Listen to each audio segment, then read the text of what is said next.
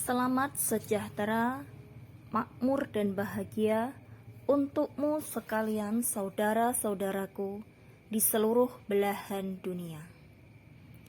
Bersama ini, kami Lembaga Kedaulatan Rakyat Indonesia atas nama seluruh rakyat Indonesia menyampaikan tuntunan luhur dalam Jawa Sanyoto, melestarikan ajaran budi luhur untuk menghormati para leluhurnya. Artinya budi luhur adalah usaha para leluhur dalam bertingkah laku yang diajarkan turun-temurun. Orang Jawa pada umumnya yang tetap menggunakan ajaran budi luhur sangat menyayangi keluarganya juga sesamanya. Sumber bahasan budi luhur adalah urip atau hidup, uripe atau kehidupannya, dan penguripane atau sarana untuk melestarikan hidupnya. Urip atau hidup tidak banyak dibahas karena hidup tidak membutuhkan sarana apapun. Justru kehidupannya itulah yang banyak dibahas.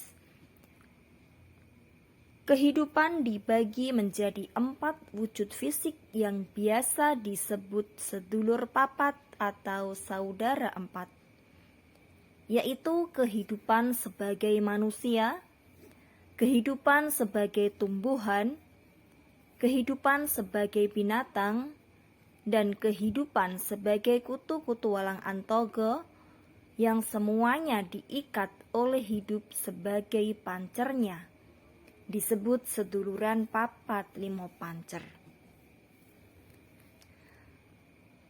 Maka jika hidup itu pergi, mereka akan mati. Kita bahas dulu kehidupan sebagai manusia melalui jenjang kehidupan di dalam rahim, juga memerlukan sarana kehidupannya. Lahir menjadi anak juga memerlukan sarana kehidupannya. Tumbuh menjadi remaja juga membutuhkan sarana kehidupannya. Setelah menjadi dewasa juga membutuhkan sarana kehidupannya. Akhirnya menjadi orang tua juga membutuhkan sarana kehidupannya. Masing-masing tahapan sarananya pun berbeda-beda. Demikian pula dalam mencari penghidupannya atau sarana hidupnya yang dilakukan oleh orang-orang dewasa maupun orang tua dari berbagai profesi. Sebagai petani, nelayan, sebagai peternak, guru, dan sebagai pekerja dan lain-lain sarananya pun berbeda-beda. Namun dengan ajaran budi luhur yang bertumpu pada tepo saliro sebagai filter dari semua perilakunya untuk semua profesi, maka akan menjamin bahwa apa yang dikerjakan tidak akan merugikan orang lain karena semua perbuatannya diukur dengan rasa yang ada di dalam diri masing-masing.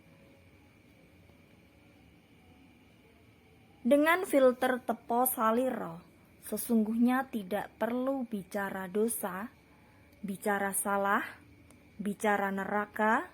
Sesungguhnya sudah terantisipasi jika dijalankan penuh.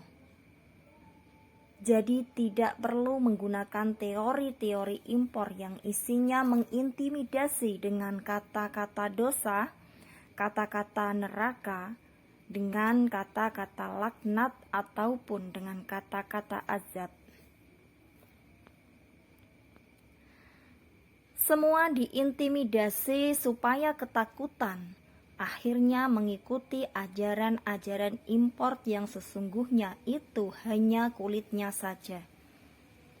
Sesungguhnya ajaran Jawa sudah berpegang pada intisarinya, yaitu tepo saliro. Misalkan dicubit sakit, jangan mencubit orang lain. Jika ditipu, dibohongi, kecewa, jangan membohongi orang lain. Padahal ajaran impor sangat banyak kata-kata yang bohong karena tidak ada faktanya. Ajaran impor diajarkan seperti hantu yang sangat menakutkan, sehingga yang tidak berpegang teguh pada ajaran leluhurnya sangat mudah dipermainkan.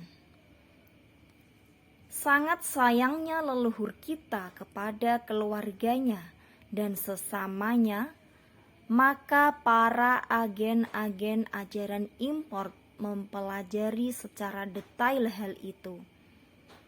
Contohnya dalam hal kematian, yang pada ajaran leluhur untuk menghormati keluarga yang ditinggalkan, maka secara gotong royong bersama-sama untuk mengurus yang meninggal dengan cara bergotong royong atau ling tunulung. Namun berjalannya waktu, banyaknya orang yang menganut ajaran impor, maka ajaran-ajaran itu tahu bagaimana mencari sesuatu dalam suasana duka bagi keluarganya. Selain ditakut-takuti dengan ajaran-ajarannya, akhirnya ajaran-ajaran itu pun menciptakan ritual-ritual kematian yang awalnya sepertinya gratis. Setelah banyak yang membutuhkan, mulai memasang tarif yang akhirnya tarifnya sangat besar dan memberatkan keluarga yang ditinggalkan. Apabila tidak dilaksanakan, seolah-olah sudah pasti akan masuk neraka yang sangat menakutkan.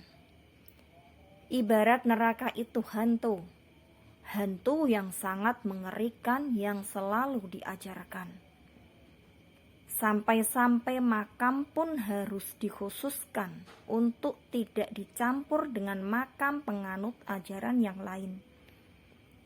Seolah-olah makam itu milik para pemangku ajaran, padahal kalau membaca pasal 33 Undang-Undang Dasar 1945, naskah asli yang ditetapkan tanggal 18 Agustus 1945,